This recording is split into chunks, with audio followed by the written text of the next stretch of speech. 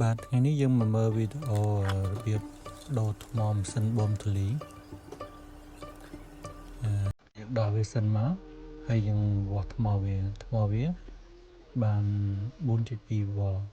មួយគ្រាប់ 4 វ៉ុលមួយគ្រាប់ 4 វ៉ុលតែមកយើងវាស់ភ្លើងវាទៅកុងតាក់ទៅឃើញថាវាមានភ្លើងប៉ុន្តែពីកុងតាក់ដល់ពេលដែលយើងវាស់ចូលម៉ូទ័រវាអត់មានភ្លើងបញ្ហានេះគឺដោយសារតែថ្មវាអត់សូវកាន់ដល់ពេលយើងប្រើអស់បតវាគប់ពេកចឹងវាមានភ្លើងទៅម៉ូទ័រចឹងដំណោះស្រាយគឺយើងត្រូវដូរថ្មវាចេញ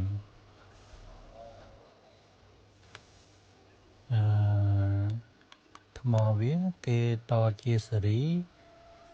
មួយគ្រាប់ 4 វ៉ុលពីរគ្រាប់ហ្នឹងវាចូល 8 វ៉ុលហើយយើងមើលទៅ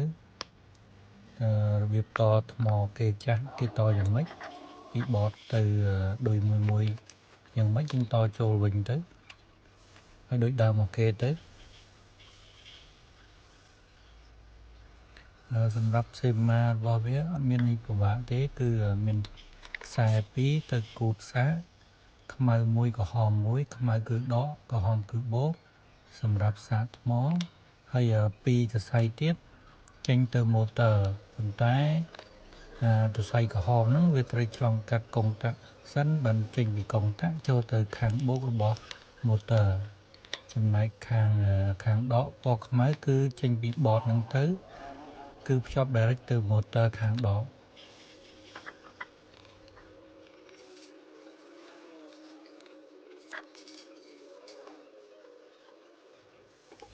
យើងបោះឆែកមើលបតនេះហើយគឺបតនេះ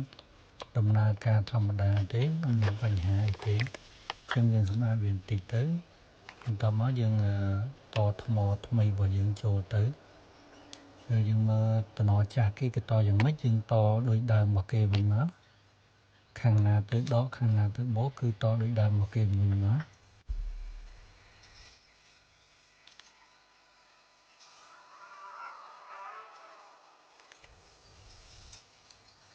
ពេលយើងតហើយយើងតេស្តមើលវាទៅតែយើងបើកកុងតាក់ទៅវាចេញអត់វាបូមអត់វាដំណើរការអត់តើវាយើងតេស្តថាវាដំណើរការរួចរាល់ហើយត្រឹមត្រូវហើយអត់មានបញ្ហាទេយើងបើមានថង់ស្រោបយើងដាក់ថង់ស្រោបពណ៌ខៀវហើយយើងផ្លុំវាមកប្រើម៉ាស៊ីនផ្លុំកម្ដៅផ្លុំវាទៅប៉ុណ្ណឹងជាការស្រេច